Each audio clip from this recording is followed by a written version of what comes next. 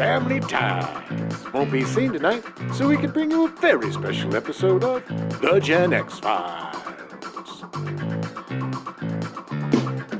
Welcome to The Gen X Files. I'm Jim. I'm Adam. And today is another For the Stepdads. Oh, your crime old stepdads.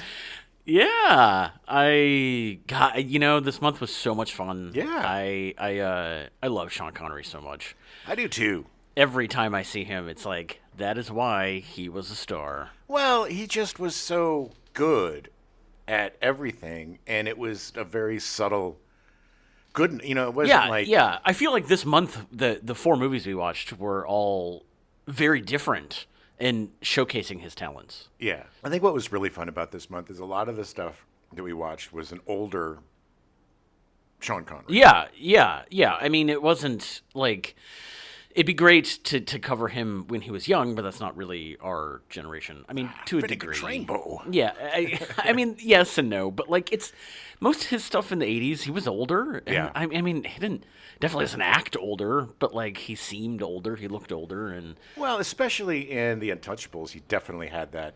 Elder statesman. Well, that's what he has, the gravity. That's what I love about it. Name of the Rose, The Untouchables, like he even to a certain extent with the Great Train Robbery, like sure. He has this like gravity to him that you just know that whatever he's going to say is going to be important, so you're going to listen. Yeah. I mean, he's not just talking to hear himself speak. No, he is not.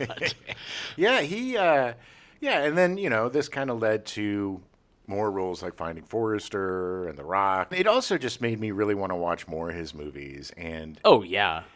It's great because not only did it re-aflame my love for Connery, but also for Ron Perlman. Oh yeah.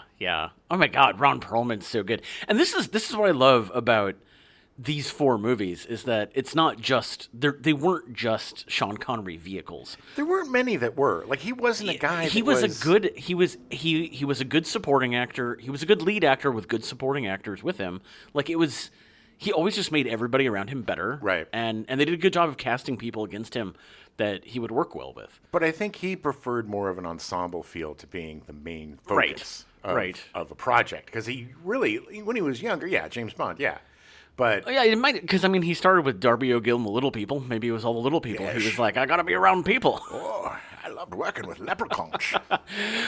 But James Bond, I think that's part of it is like, that made him a huge superstar. But I could see him as an actor being like, well, I'm an actor. I act with people. Like, I'm not just spouting off, speeches at bad guys and then saving the girl. Like, I want to act. Yeah, it's a blessing and a curse to be so well known for something. And, even though there are a bunch of James Bonds, he is the James Bond for most people, especially people in the Gen X era. Oh, yeah. And so it's hard to get away from that. A few people do. He was able to break free when he was older. Harrison Ford... he's not just Han Solo and he's not just Indiana Jones. He's able to break free. Yeah. But a lot of people, they just get stuck. Tom Selleck is Magnum. Oh, yeah. Up until Blue Bloods or whatever. But, people... Yeah. Well, I'm not 80, so I've never watched that show. Neither have I, although I'm getting close to 80. But, I think... Or Scott Bakula, or, people just get... A lot of times it's TV guys that get stuck. No, that is true. It's much harder. But I think that's part of it with Sean Connery is that back in the day, there was just less media. There was less TV. There was less movies. Like, it's like, oh, the new James Bond movie. That's Sean Connery. And I think even now, like, people still, the first thing they think of is James Bond. Mm-hmm. And even though he had 100 other movies that he was amazing in. Yeah. Yeah. And several movies that he wasn't. No, he was always good. Several movies that weren't good. But he was good. Yeah. I'm looking at you. Entrapment. Meteor. Or what was it? Meteor? Was that the one? Yeah. Meteor. Entrapment was pretty bad. Entrapment was like... Yeah, that was because they were trying to make it look like he was romancing somebody 50 years younger than him. You're friends with my granddaughter. Maybe we should go out. It was weird. But that was also, I don't know. It just makes me sad that he ended his career on The League of Extraordinary Gentlemen.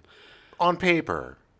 it was probably a slam dunk. Like, of course it was. You know. I mean, because it was, again, playing a part where he was like a mentor. He was older, he was a mentor, but the movie was just garbage. Oh, it was horrible, but it shouldn't have been. No, the source material was great. Oh, yeah.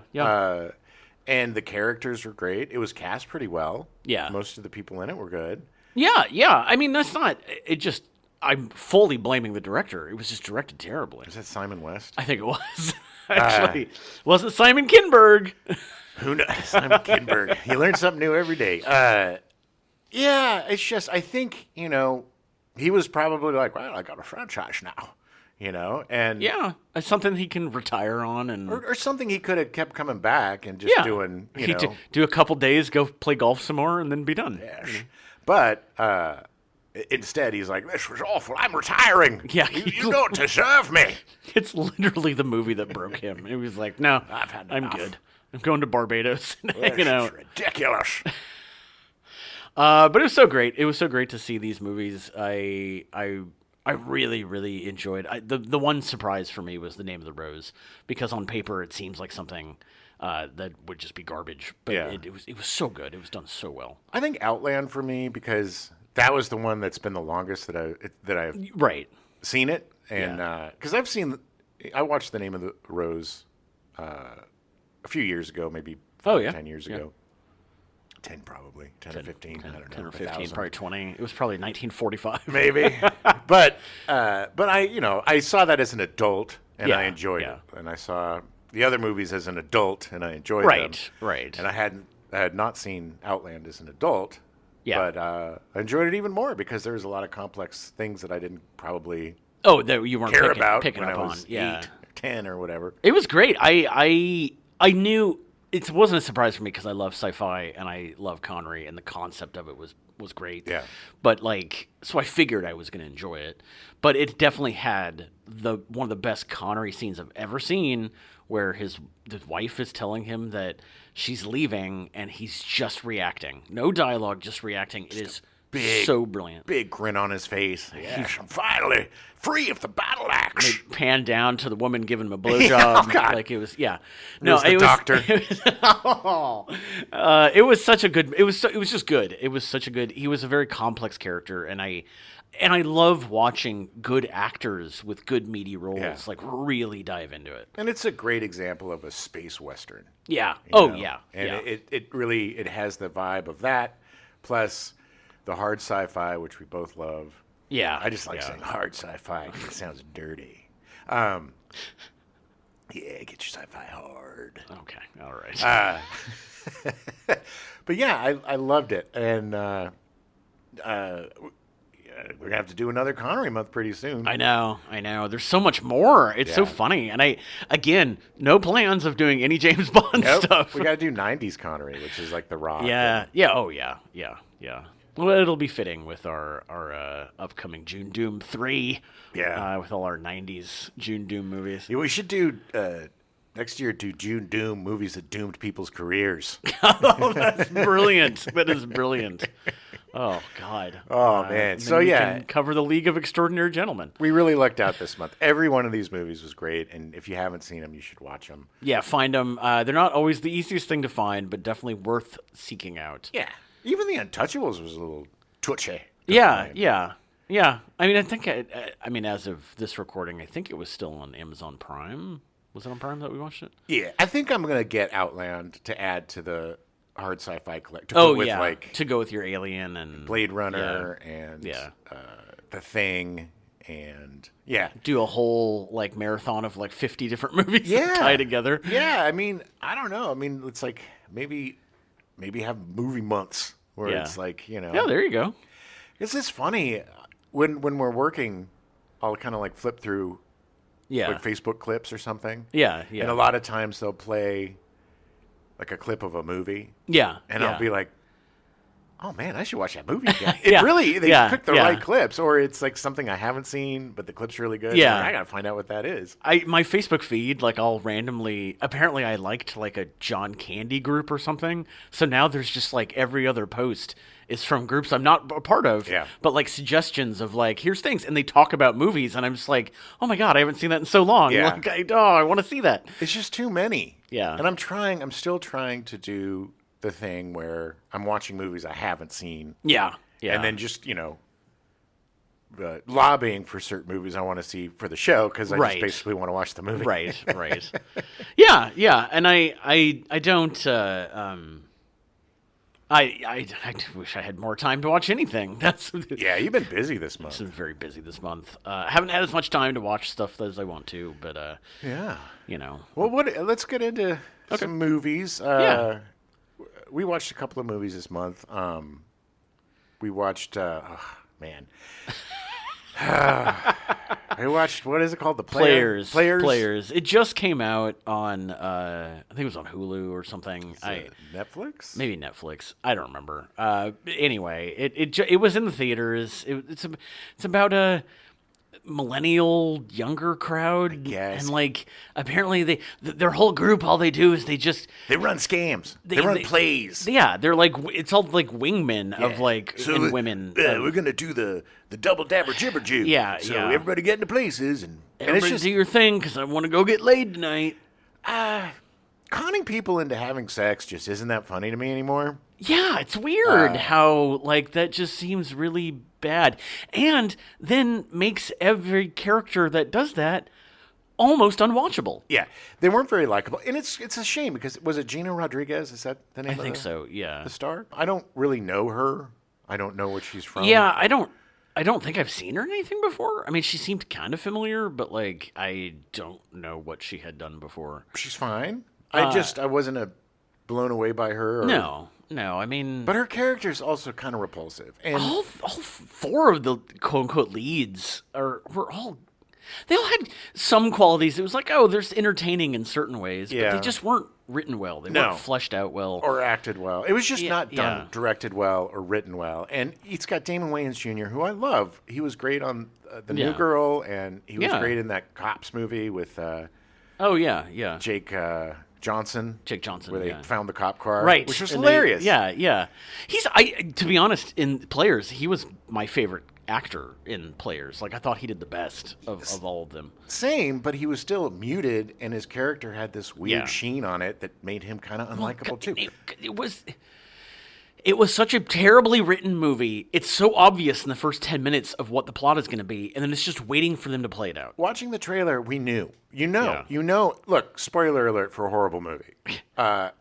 She ends up with Damon Wayans Jr. We all knew it was going to happen. Yeah. We know. He had a thing for her, and she didn't see it, even though everybody within a 20-foot radius knew. And we had to sit through a 2-hour movie to get to that point, and it just was meandering and pointless. It was pointless. Yeah, it's funny how if you run, quote-unquote, run plays on people to get laid, you can't use that to get people to fall in love with you because that's even more awful. Yeah. And even worse. Like, it just makes you a horrible person. It's just gross. It's not of this time anymore, It's just weird. I just don't know why...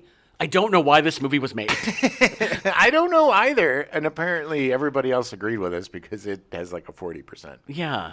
On Rotten Tomatoes. So stay away. We watched it so you don't have to. Even if you're a fan of these guys, which I am, it was laborious.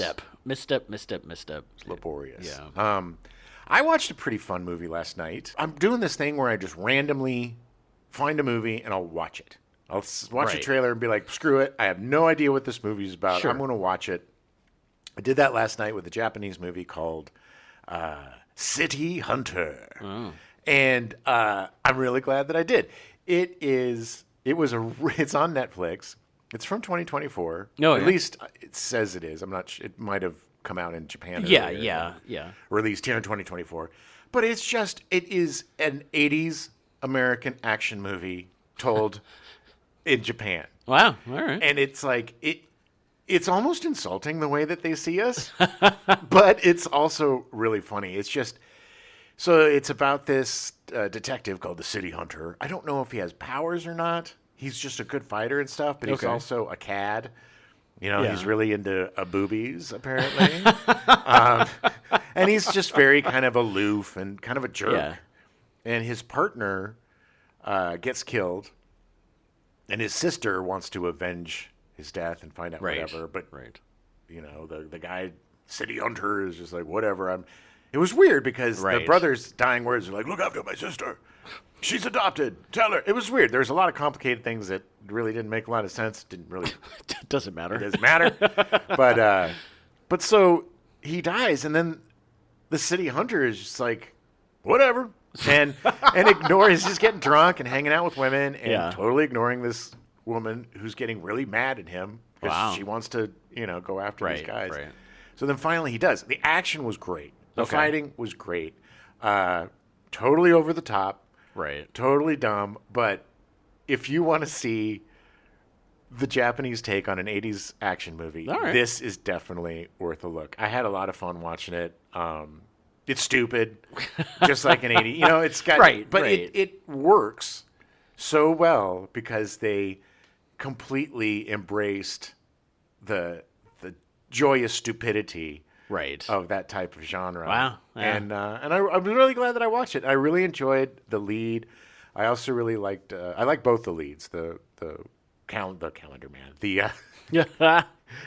City Hunter. The City Hunter. And why you keep saying Calendar Man? I don't know. I don't know where that came from. Just, is there a movie called The Calendar Man? I think Calendar Man I think is a Batman villain, isn't he? Oh yeah, I think you're right. Serial actually, killer now that or something. You say that. Yeah. And I think I was reading about Batman villains yesterday and something about killing on holidays or something. Yeah. Okay. I was like, it seems vaguely familiar, although that seems very much like a Japanese movie. Yes, it's The Calendar Man. But yeah, it was a lot of fun. It's definitely a great pop it on, have a couple beers on a Saturday afternoon, enjoy it. I tried. I'm getting my way through. Oh yeah, slowly but surely. Dune 2, Dunes.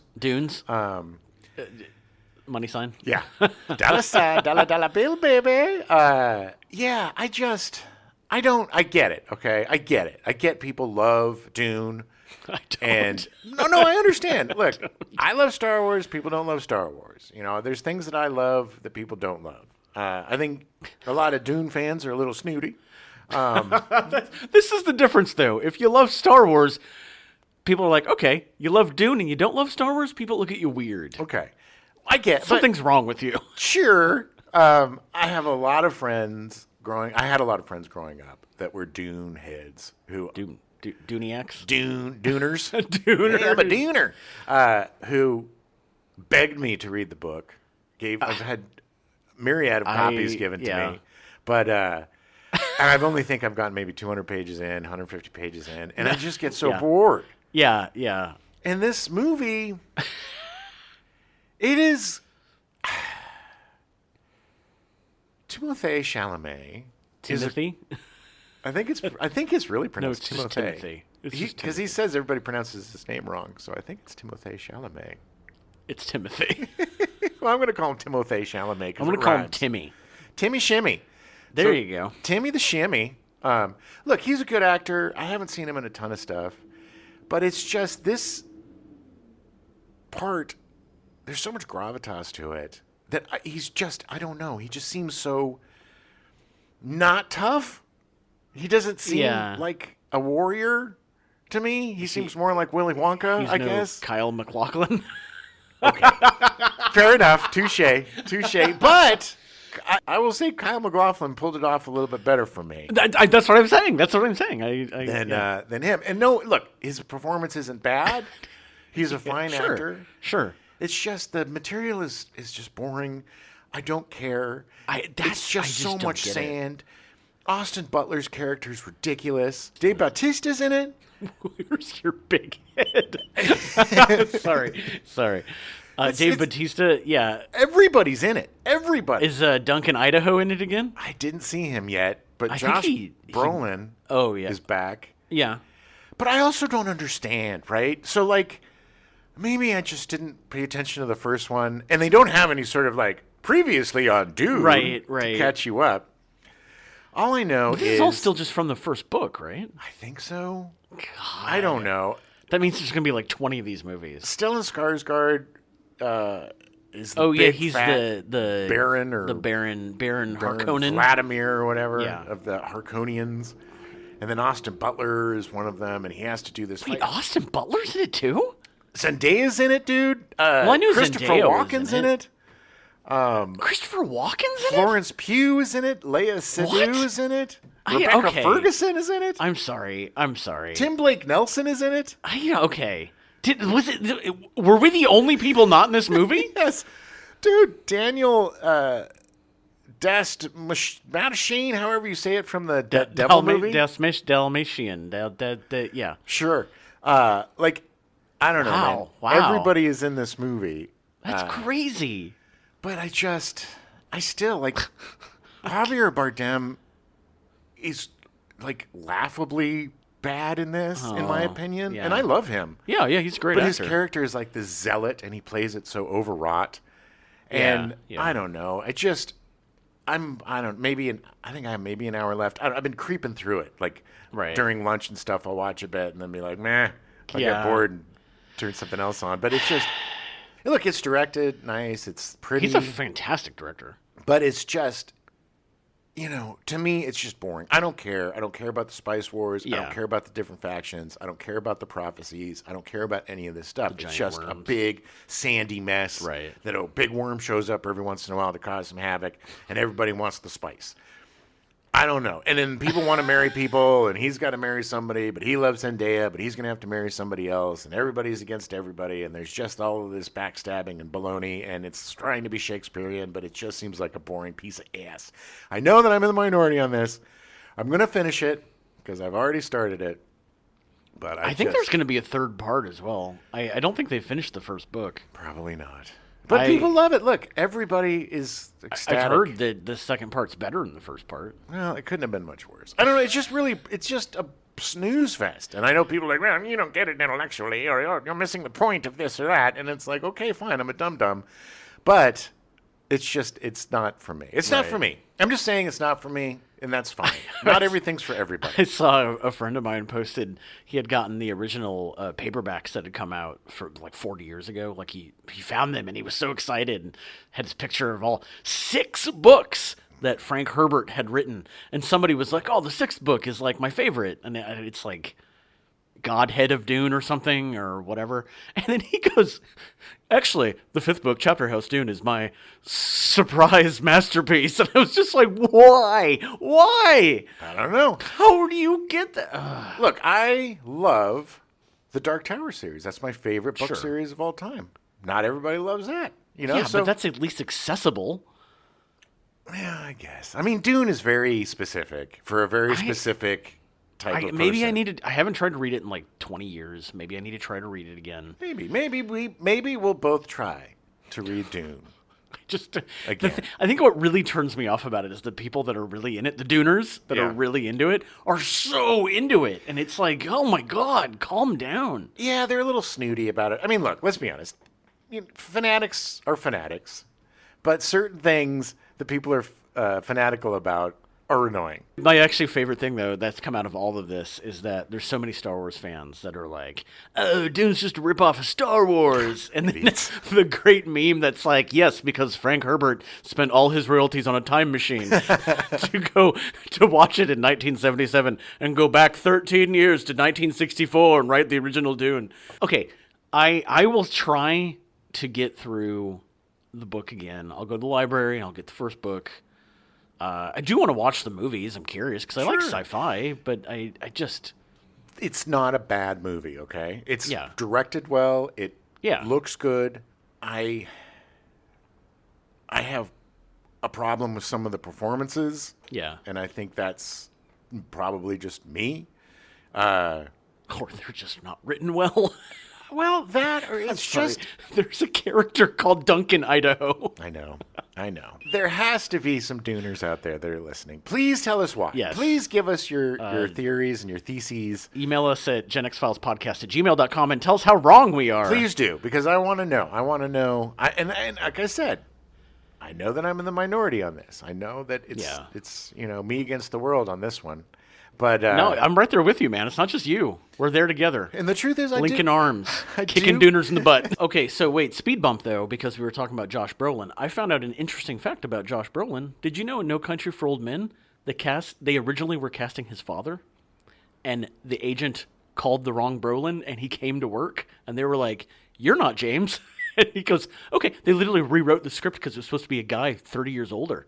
And they rewrote the entire script because in the book he's an older guy. But because the agent messed up and called the son rather than the father, he got the part, and it revitalized Josh Brolin's career. Well, does that mean that they recast his wife? Yes, yeah, they redid all those scenes based on, because he was supposed to be retired. It was going to be him and Barbara Streisand, the real life couple. But it was just crazy because it was like, he showed up and the directors were like, well, we can make this work.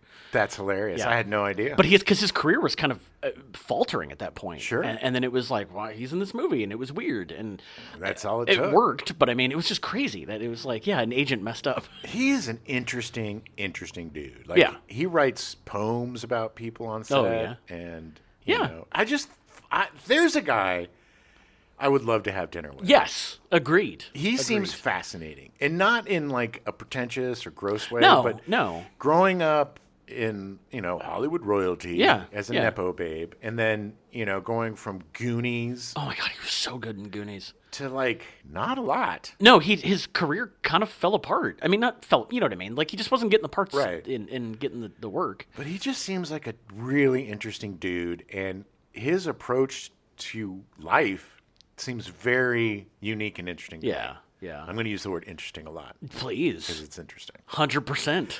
Yeah.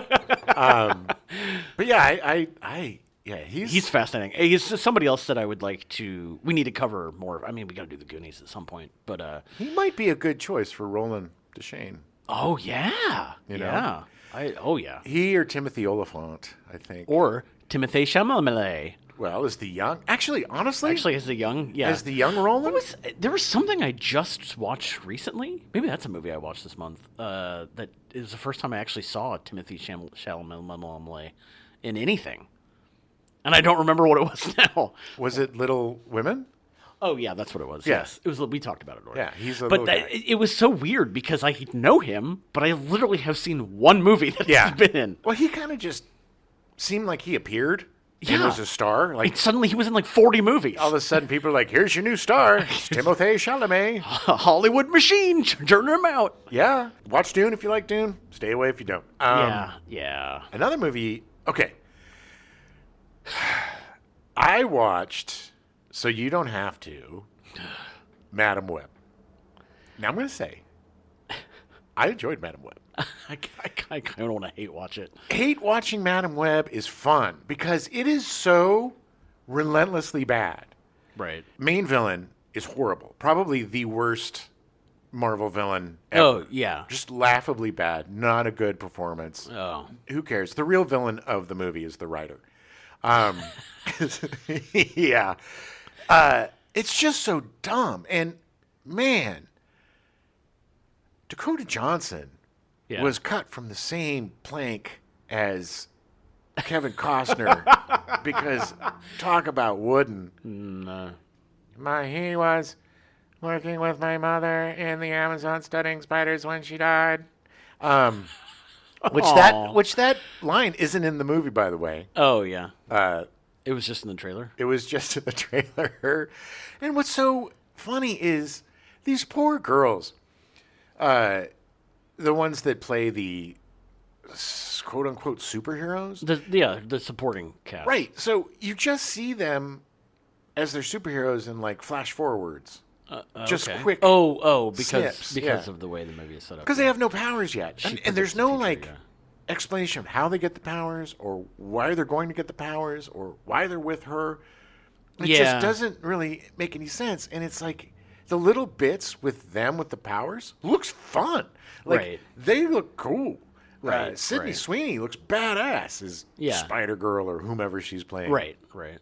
But man, Dakota Johnson is just driftwood. And it makes no sense, but it's like Showgirls in the way that it's so bad. Okay. It's kind of fun to watch. Okay. And if you want to get together with some friends and have an edible and do some tequila shots, like make it into a drinking game or something, totally do it, because it is worth not hate watching, because that's a bit harsh, but it's worth watching with a twinkle in your eye. You know, it's not, it is awful, but it is kind of fun awful. So it wasn't like Rebel Moon, which is just garbage, a slog that makes you hate yourself for watching it and hate everybody who's in it, and hate Zack Snyder for being born. Yeah, but see, I agree. I agree. But I want to point out the fact that, like, Netflix has a sci-fi action movie problem. Oh God! Like, they greenlight the worst movies, evidenced by the newest sci-fi movie, which I've not watched. No. Atlas with Jennifer Lopez. They just have a problem with that. But I feel like this is the same thing that happens with Sony, because Sony is trying so hard to hold on to the Spider-Man property that they're taking these minor characters and then trying to be like, see, we're making movies. Well, look, I look at it almost as like how Warren Beatty every few years has to put on the Dick Tracy the Dick hat Tracy and coat thing. And do a thing. Because none of these, look, even the Venom movies were awful. Maybe not the second one, I haven't seen it. The first one was really bad. Yeah, I don't think it's much better. This one is bad. Kraven the Hunter, which is coming out, which is another Sony hang on to the property. It looks horrible. To show you how deluded the Sony executives are, that was supposed to come out in the third quarter of this year, and they were like, yeah, we're going to release it the first quarter of 2025 so everyone can enjoy the movie. And it's like, boy, nobody wants to see this. No.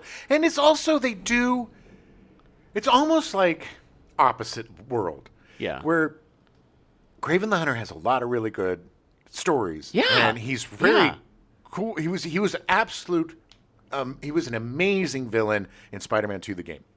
That Kraven was very comic book accurate. He was imposing. Yeah. He was used properly. Yes. Now the movie makes it this revenge against daddy story, where he doesn't want to be the hunter, and I'm going to go against, and I'm going to stop my dad. We don't need origin stories for the bad guys. We don't need origin stories anymore for anyone.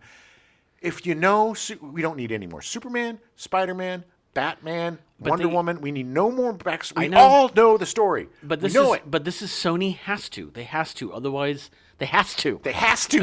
Otherwise, they lose the rights to the characters. Well, I understand that. It's just, and the only one they care about is Spider-Man. Right. So they put all these other characters. Like, it's just it's just corporate greed. It's just baloney and just garbage. And just at least there's some fun to be had in Madam Web. Okay. There's some fun to be had. I really think that they were all kind of ham-fisted. I think that the director was, probably not given a lot of time. I don't think the writers were given a lot of time. I don't think the actors knew what they were getting into, because I know Sydney Sweeney was like, hey, I'm joining the Marvel Universe. And it's like, are you? And that's sad because I think she would make a really good, whatever that character, Spider-Woman, I'm not sure which one she was. I don't know. And they all three of them were interesting as those characters, but as just three rando, quote quotes, teenagers being protected by the least imposing human being on the planet, Dakota Johnson. It just seemed like completely out of left field. Just nothing.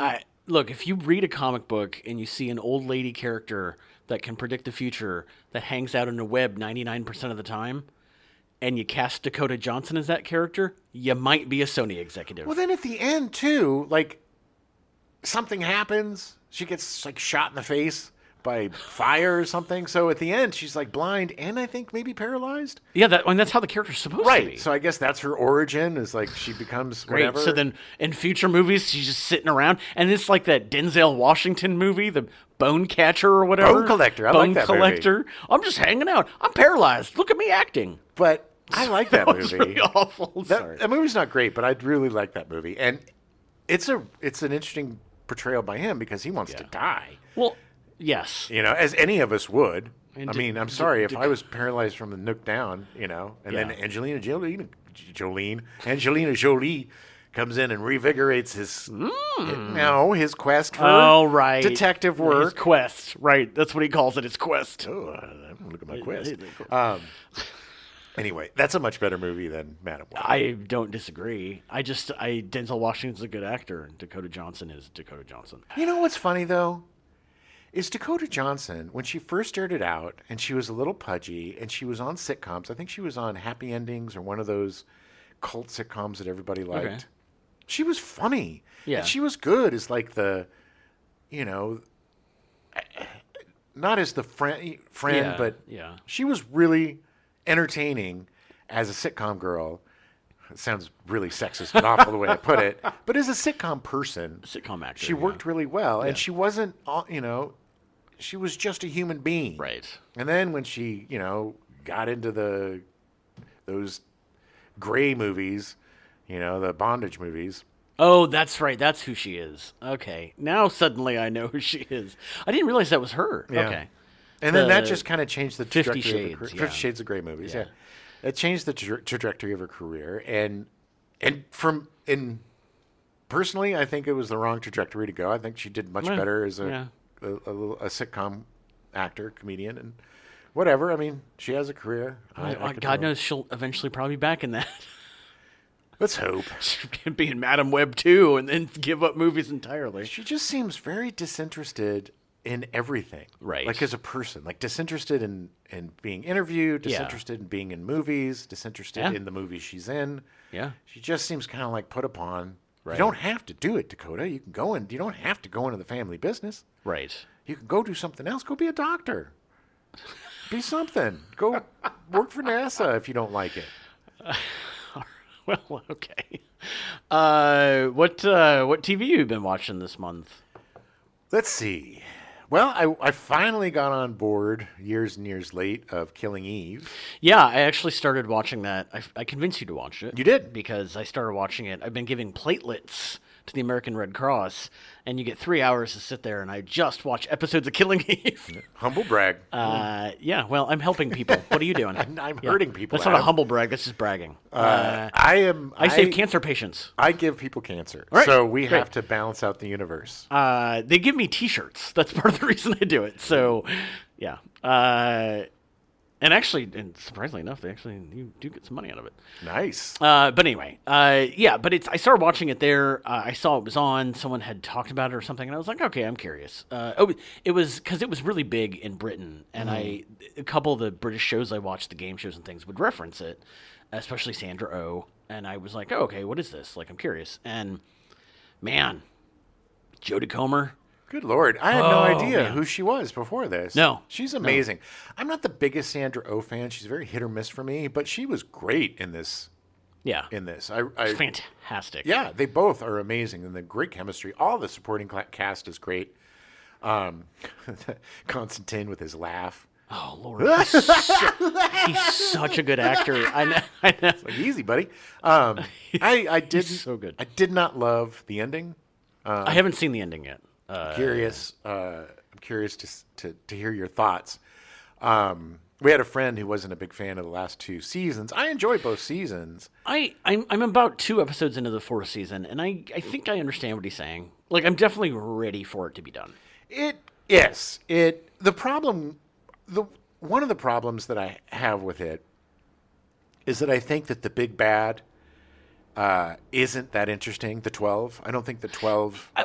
Yeah. And that's kind of how it was. Kind of ancillary for the first couple of seasons, and it wasn't the focus. Right. And then once the 12 becomes the focus, it's not as interesting. Yeah, which is sad because it could have been. Yeah. But I feel like because they ignored the bigger story in the first couple seasons to focus on characters, which is interesting. Yeah. I feel like they did a disservice to the later parts of the show. Yeah, I didn't not enjoy the last couple of seasons. Yeah. And I didn't hate the ending. Right. It's just it seemed a little lazy.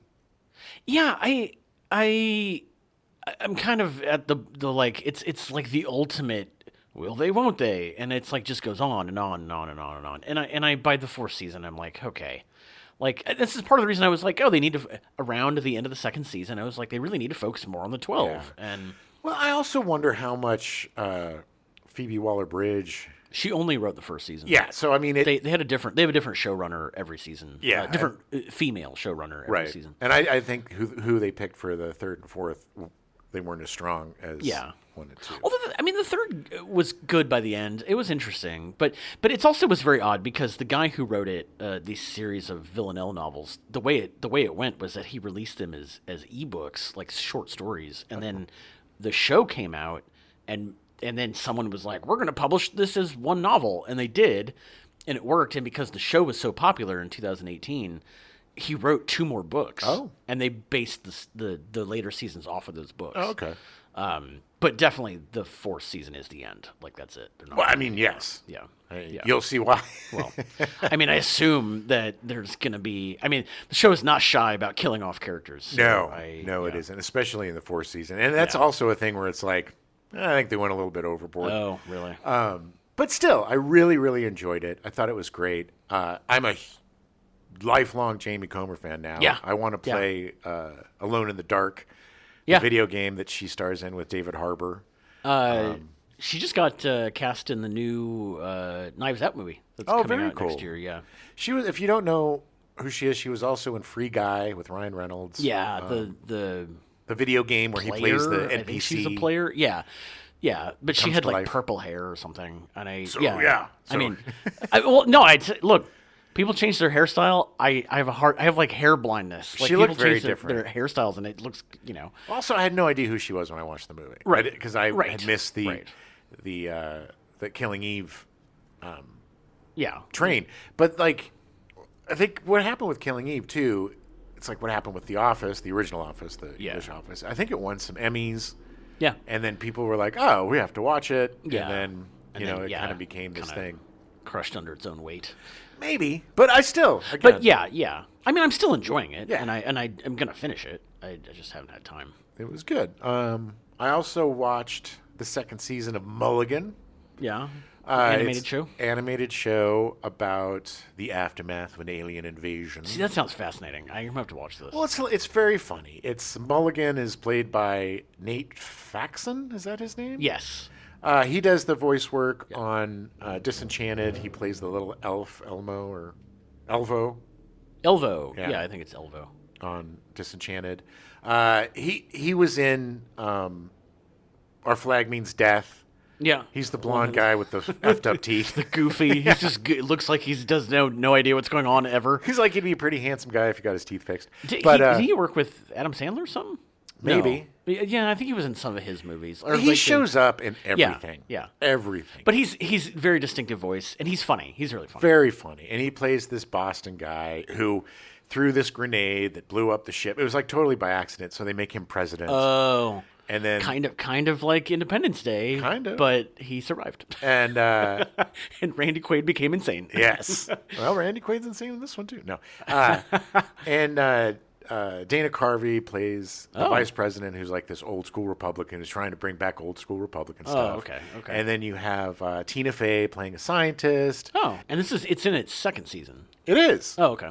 And you have Io Debris, and you got Sam Richardson, who's always funny. Oh, yeah. He plays this kind of nerd dude. And Ronnie Chang and Kevin Michael Richardson and Phil Lamar and Daniel Radcliffe and Chrissy Teigen. It's very funny. It's a nice throwback to old kind of animation. Okay. You ain't going to learn anything from it, but you're going to have some fun. No, but I love I've always been fascinated with the idea of a post-alien invasion world. Well, it's also funny to watch because it's I'm not going to say more realistic, but it is like the problems that people have and the way that they have to like solve them. And, you've got this guy who's a complete idiot as president, who's very, he's got a good heart, but he's very, he's just not very bright. He's just not bright. Yeah. He's your basic, think of Mark Wahlberg as your president. Oh, but not as dumb. Does he make good burgers? Say hello to your mother for me. But yeah, so I really enjoyed it. You can totally binge it. Critics hate it for some reason. I'm sure, because it's probably like potty humor and stuff, and I don't know why. Critics have a hard time with adult animation. Anyway, I enjoyed it. If it's on Fox. It's on Netflix. Oh, it's on Netflix. Yeah. Oh, okay. So they're swearing in it. Yes. Oh. But yeah, Rotten Tomatoes 50%, IMDb 4.9 out of 10. I don't get it. I think it's really funny. Maybe I'm just a fool. I'll check it out. I need a new sitcom. I assume it's a half hour. Yeah. Yeah. It's real quick. It's like 22 minutes. 22 minutes. It's like real a normal. quick. Yeah. So I enjoyed that. Watch at your own peril. And if you do watch it, let me know what you think. I'm curious to know why people hate it. Yeah.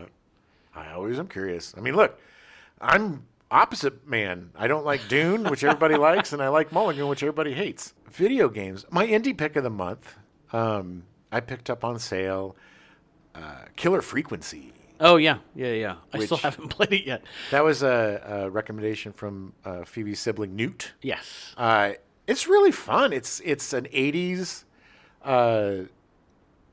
like point-and-click kind of thing, where you play a DJ and the Whistler serial killer comes back, and the 911 operator has to take the... It's a small town. There's not a lot of people. Sheriff's dead, and she has to take the deputy who's hurt somewhere, so you have to take the 911 calls. Oh, nice. So not only are you playing music and putting in the advertiser carts, it's really cool because you get to sit in front of a DJ setup. The console, yeah. And you can put you can play records, you can play carts, you can do little sound effects. Like right. You have like a tiny little board. I get totally distracted with that stuff. But then people call up, and you have to help them escape. So you'll go find like a map or something that'll help you help them. Okay. And then if you can guide them to safety, they live. But if you F up, they get killed by the Whistler guys. So, and interesting. And in the middle of that, it's like, well, it's time to play a song, and then you can pick whatever, and you can find new records, and they're real songs. And you can introduce them if you want. And it's a really fun late night game, and it's got that 80s vibe, and the voice acting's fun, and it's simple, but it's also it's clever, and it's keeping my interest. I'm really enjoying it. Cool. And then I finally finished Red Dead. Right. My playthrough. I think my third playthrough. Immediately started another one. No. I didn't finish everything on it, but I finished the story. Again, just my favorite game ever. But to stick with that slow pace, I really like stealth games, and for some reason I just got into these military shooters. I picked up this Tom Clancy's Breakpoint, I think. Breakpoint, months ago for like $5. It was on sale, and it just scratches that itch of crawling around in the bushes, and then you and your squad taking out, entire bases and groups of people. Yeah. And I love the slow pace. I love the planning and the strategy of how to take, this down without getting caught. Right. And I mean, it's like if people see you, then you just have a firefight. Yeah. I like to do it without being caught. So that was really fun. I think I finished the main story on that. I don't even know what the story is. It was something about billionaires and drones on an island, and what's his name? John Barenthal. Oh, John Bernthal. It's worth the price of admission to put a bullet in the head of John Barenthal's character. Wow. Oh my God, he is so bad. He is the worst. He is such a bad actor. Not a fan. Not a fan. He's just all right, the grunts. We're going to get in there. We're going to kill him. And no baby, and it's just like, shut up. So is he just playing Shane from The Walking Dead? Yes, that's all he ever plays. He's another one of those guys too. And I have just an aversion, and it's just from a lifelong of knowing guys like this. Right. But he, to me, is the acting school guy that's like got his notepad, and I'm doing more research, and I'm doing all this. Which, look, you should do as an actor, right? But keep it to your effing self, right? And anyway, it just seems like the kind of guy that's like planning everything out, and I gotta get into my emotional center, and I gotta, it's like, just act, buddy. Anyway, he could be the nicest guy or the greatest guy, and not anything like this. I have no idea, and I'm sure he is. And maybe it's just he's so good at playing these characters that are so hateable that it affected me. But there are guys that just rub me the wrong way, and I can't get past it. It's like him and Jeremy Renner, and certain guys that just look, man. Nobody wants to hear you play music, Jeremy Renner. Nobody. Anyway, so it was fun being able to kill him, his character, but it was a pretty empty calories game. There wasn't a lot going on. Right. It's just good at killing time. And then I picked up on sale Sniper Elite 5. Yeah. I think. And this one's real fun. It's a World War II sniper game where you're in France and you're assassinating Nazis and sabotaging stuff. And what's so fun about this game is they have this X-ray cam, which so violent when you shoot somebody, usually it's like a sniper shot, but sometimes it'll be a pistol shot or something close up. But it'll go into this bullet mode. Like a follow camera. Yeah. Follows the bullet, and then it X-rays the body, and it shows it entering. Like if you shoot them in the mouth, all their teeth explode out, or it blows their brain. The greatest is you can get a 2-shot, where if a guy's behind a guy, it'll go through his brain, and then X-ray the other guy, and then through his mouth. And it's so gross, but it is so satisfying killing Nazis, man. I spent all Memorial Day just killing Nazis. Nice. Because, the only good Nazi is a dead Nazi. That's what you should be doing on Memorial Day. Yeah, baby. But it's on sale for like $12 or something now. And there was a bunch of stuff on sale that I went and checked again yesterday, and none of it was on sale anymore. Yeah. I was a little sad. There's a few things I was going to pick up, and then it all went away. Yeah. Okay. This one was, I don't know if it's still on sale, but if it is, and you like World War II games, or you like stealth games, stuff that you can just... Yeah. Because I have the patience to spend an hour, just pacing around and figuring out how to get through this stuff. I've realized, playing Red Dead again and playing these games, that I really enjoy a slower paced game. Yeah. I'm not like Returnal or these games that are just like, bah, bah, bah, bah, bah, you're fighting for your life all the time. Right. They're fun, but for me, relaxing is going through the grass. Yeah. Picking off people one by one and a base. It's gross, but I just love it. I love stealthy, snipey, that kind of stuff. And so it's really, it's scratched that itch. I finally finished Dead Island 2, which it took me a while to get through it just because I would play for an hour or two, at a time. I would get frustrated with it. But I really liked the story. I got to a point after I finished the story over the weekend, and I was just like, you know what?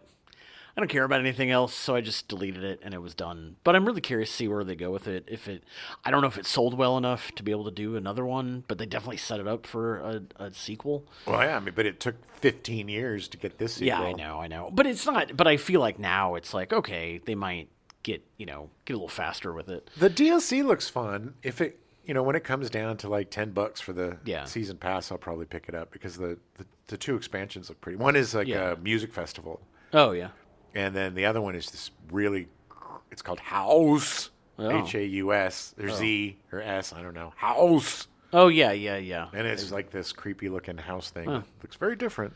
Yeah, it was good. It was good. I enjoyed it. It was definitely fun being in LA. It was fun going into the finally getting into the subway station that Hollywood I Vine, go baby. to a lot. Yeah. Totally come out of it and you're actually at Hollywood and Highland, which I thought was really funny. Yeah. Totally Yeah. not accurate, but it was fun. It was good. It was done well. I enjoyed it. I mean, like the other games, the voice acting isn't great. It's fine. The writing's not great. It's fine. But it's like every zombie movie. It's a zombie movie. It's like yeah. you're not supposed to have great story or dialogue.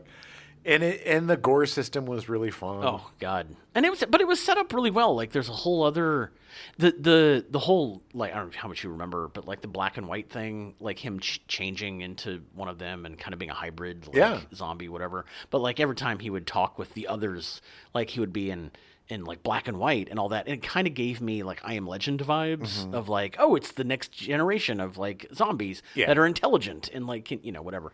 But so I'm curious to see where they go with it, if they do anything with it or not. I'd be curious to see if they keep going with that, because it seems like it has a lot of potential. Yeah, it was a definite fun, turn your brain off. Oh yeah, Blow a bunch of stuff up. Yeah, Yeah. I mean, blow stuff up. But yeah, I guess you could blow stuff up. Yeah. The fun stuff was like the Rube Goldberg, Yeah, using electricity or fire. Right. Yeah, kidding. It was great, and they did a really good job of that, where you could happen upon things, and if you played it right, you could take out a whole lot of zombies in a very short amount of time. Yeah, it rewards creative thinking. Yes. But once I finished it, I was trying to find something else to play, and I started playing Harold Halibut. Oh, nice.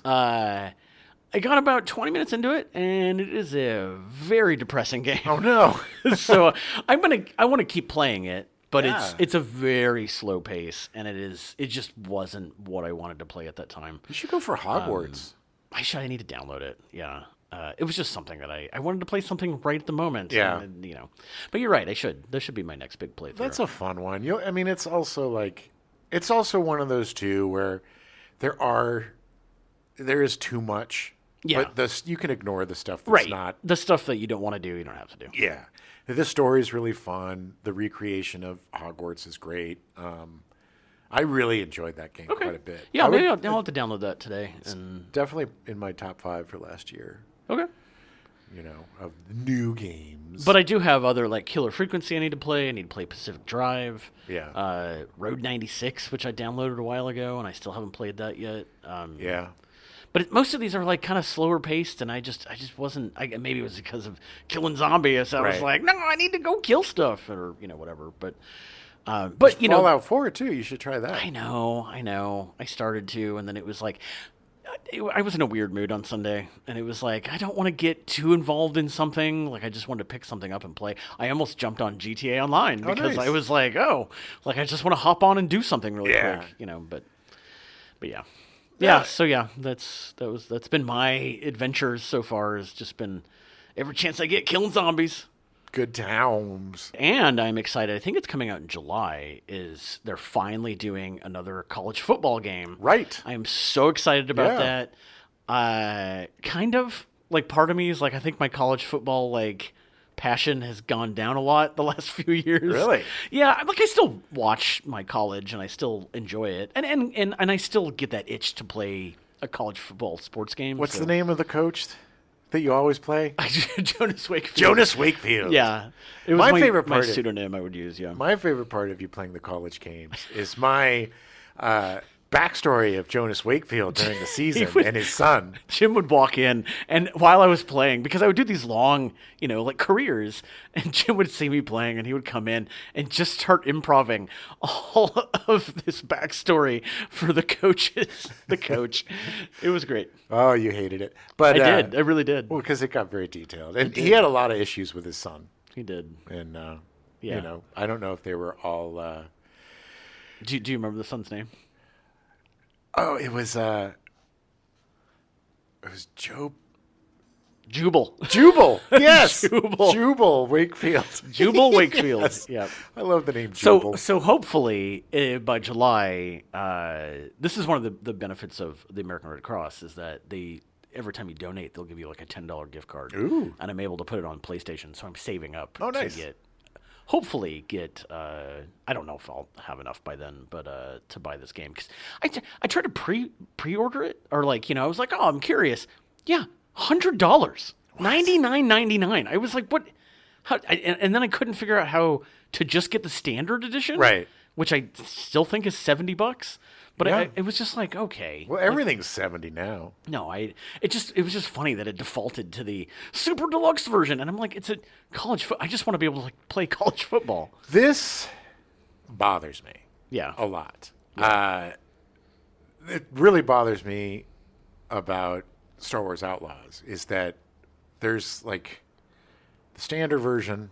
Yeah. And then there's like all the way up to like $130 super deluxe version. Now this is just digital, man. Yeah. You're not getting a statue. Yeah. Like usually when you fork over $150, $200, you get like a statue and a bunch of collectible crap. Yeah. But this is just cosmetic bullshit.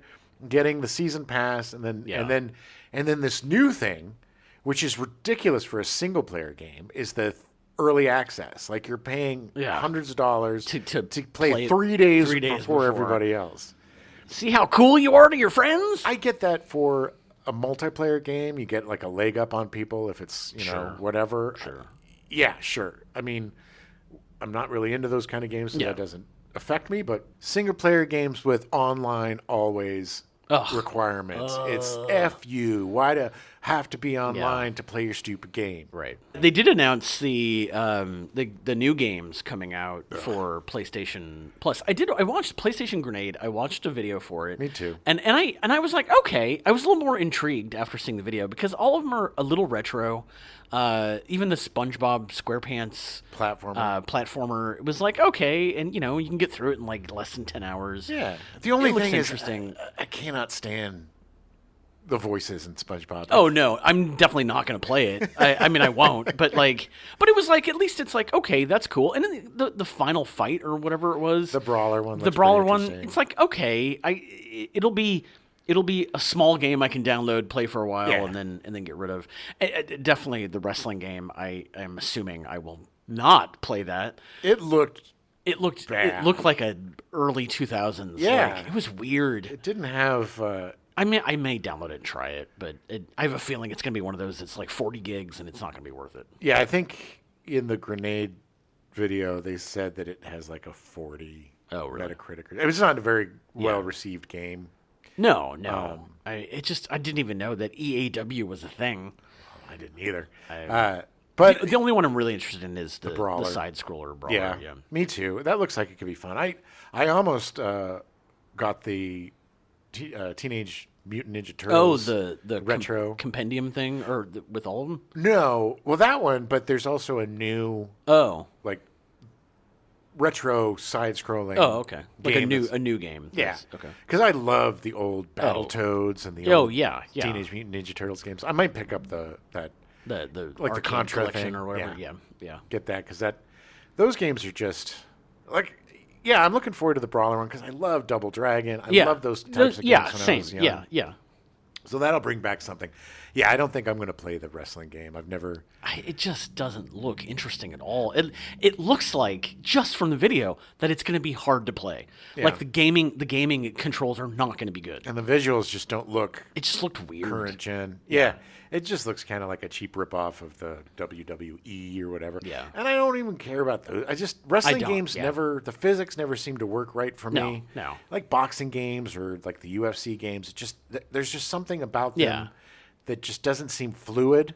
Yeah. It just seems a little blocky. The UFC series I don't mind. Like I've had more success with that. But I look at professional wrestling the same way I do Dune.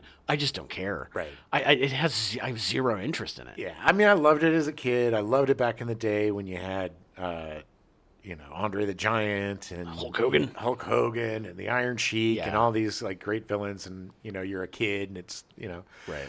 But it was because it was also really sloppy and there was just something charming about how unorganized and just kind of. slapdash it seemed back in the day. It doesn't have the sheen that it has now, where everything is polished and planned and blah, blah, blah. Plotted, and Vince McMahon is a scumbag. I mean, obviously it wasn't real, but like at least they made it look more dangerous and like grungy, organic. Yeah, it was grungy, and it seemed semi-dangerous, and it seemed like you were watching something that you shouldn't be. Yeah, it was subversive in a way. Yeah. And it just got super commercial and just glossy, and it turned into this thing that look, I know, again, minority. Oh, no, same. But it's just, it didn't. I think the nostalgia of watching the creation of this, right? They've been wrestling since the 40s, and the 30s, and the 20s, and this type. But the kind of not mainstream, because it was still underground when we started watching it. But just watching the evolution from like these scrappy weirdos, these guys that would fight in somebody's backyard, or just like slamming. It's just these cast of kooks, but they were just really much more interesting to me. Like Andre the Giant is such an interesting dude. Oh yeah. Hulk Hogan. All these guys were just larger than life. And ridiculous, Macho Man Randy Savage, and they understood. It wasn't. It was just this is the part I'm playing. This is the character I'm playing. And they were they weren't. The Rock is a manufactured commodity. Yeah, he's not a movie star or an athlete. He's a manufactured commodity that is made for optimum monetary results. Yeah, and everything about him is so carefully cultured and put together. I mean, the example that I love to use is like that he's done 3 or 4 times now. This is the first time I've ever been to In-N-Out. Oh yeah, I was like, dude, Twitter records stuff, buddy. We're not all idiots. It's on the internet forever. Maybe he just doesn't remember, but I don't, and that's basically the only wrestler I know is John him. Cena. And John Cena. Oh, and Dave Bautista. John Cena, Dave Bautista, 2 of the best things that come from modern wrestling. 100%. And those are both head and shoulders above Dwayne Johnson as an actor. I mean, Dave Bautista is a great actor. He's an actor. He is an artist, man. Yeah. And unfortunately, you don't see it in Dune. A lot of screaming. But, in movies like, even though I didn't love it, Knock at the Cabin. Is that, yeah. His performance was mesmerizing. It was great. Mesmerizing. Yeah. And he's just got that talent. And John Cena also has a talent for playing a certain character that he nails. And I could also see him doing drama. Or yeah. The Rock does have this biopic coming out where he's playing, I think, an MMA fighter. He's got prosthetics. He looks completely different. Yeah. This is his Oscar bait role. Oh, okay. This is like his okay, I can act. So let's see. Maybe he can. Prove me wrong, Dwayne. I still enjoy watching The Rock. Yeah. Even the movies that are not great, I still enjoy. He's charming enough. It's fine. I don't think he's a great actor. I mean, to the point where he's charming. He convinces me he's charming. But I just don't really enjoy him anymore. It's just he's an eyebrow. I think after watching Black Adam, that just kind of cemented that, and the one that he did with movie. Ryan Reynolds, not the Hitman's Bodyguard, but whatever the one, with him and Gal Gadot. Like, Red Notice. Red Notice, yes. Red Notice. Oh, Gal Gadot. Talk about being cut from the same piece of driftwood as Dakota Johnson and Kevin Costner. I disagree with you about Gal Gadot. I'm very excited about next month. Please join us next month for our June Doom the 3rd. The Revenge of the Doom. It's going to be great. We're covering 90s Doom movies. Yeah. And not Doom starring The Rock. Right. another beauty. It's going to be great. We're starting with Armageddon, and then we're going to be doing Mars Attacks. Oh my God, I'm so excited to watch that again. Me too. And then Independence Day. Actually, I think we're doing it the opposite way. We're starting with Independence Day, doing Mars Attacks, and then Armageddon. Yeah. But I'm super excited about all 3 of these movies. Yes. Death from Above. I love Armageddon so much, and it is such a bad movie. Oh my God. Well, I am looking forward because I haven't seen that in a long, long time. Yeah. And I don't like it as much as you, but it is. I have softened on it because when I saw it, I hated it so much. The period of time where the Bruckheimer movies were big. Yeah. The Rock, this. Yeah. I hated them all. I hated them so much. I've softened on them. There is one reason that I loved that movie, and it was because I was in the Midwest. I was in Iowa, and the studio did the smartest thing ever. They gave away tickets to a screening like 2 weeks before it came out. And there was like 1,000 people that saw it, and everybody loved it. It was the first time everybody had ever seen a movie early, and everyone was like, "Oh my God, it's amazing!" and I was in the same boat. Sure. And it was just, and I ever since then, every time it's on now, I think about how great it was when I first saw it. Well, yeah. I mean, a lot of times, look, I saw all of the Star Wars prequels in the best way possible at Skywalker, and I loved them all because I saw them with the creators and That's the people. The only reason you think they're good. No, I love them. I know. I'm kidding. That's the exact opposite of my experience with the first movie. Well, sure. I get it. But yeah, I mean, it's going to be a lot of fun. This is our third annual June Doom. And we got some Doom coming. Oh, I'm so excited. I guess our movie pick of the month is Madam Web. Yeah. Watch it. Watch it for fun. You talking about it makes me now. I'm curious, so Yeah. I'm going to check it out. Sorry that we didn't watch anything of import of quality. Yeah, I mean, I guess Dune if you're a Dooner. Yeah. That's probably for you. I would say, even though it's an oldie but a goodie, Killing Eve. Definitely check out Killing Eve. It's 4 seasons, 8 episodes, 32 episodes. It's easy to watch. They're all 40-minute episodes. On Netflix. Yeah, you can get through pretty fast. I personally really enjoy Mulligan. I know that it's a critical stinker. Cesspool. In terms of them, but I really don't. Please, do me a favor. It's a small commitment.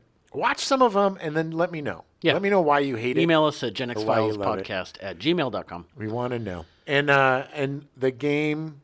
I'd say Killer Frequency. Go for an indie. Yeah. We try to get in, at least one indie a month to help the industry because they really need, out of everybody in the video game industry, they're putting out the most creative, Harold Halibut or Killer Frequency, Pacific Drive, Pacific Drive. You're getting some really unique experiences. They are able to experiment and do it very well because we buy the games. Yes. So.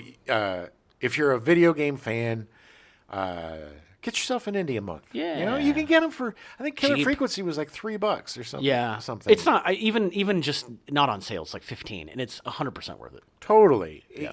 You're going to find something, it's just like indie film, You're Yeah. going to find something different, and maybe you'll find some sort of genre or niche you didn't know you enjoyed. Yeah. And if you like killing Nazis, pick up Sniper 5 for $12. It's totally worth it just to see, their heads explode. All right. But we'll see y'all. We'll listen to you next month. Next month. Yes, thanks for covering me, boys. Welcome to the... Well... the Jesus. The Jesus. All that caffeine you've had, I didn't think that would be an issue, Jim. It hasn't kicked in yet. It's going to kick in about 20 minutes in. We now return you to your regularly scheduled program, Unsolved Mysteries, already in progress.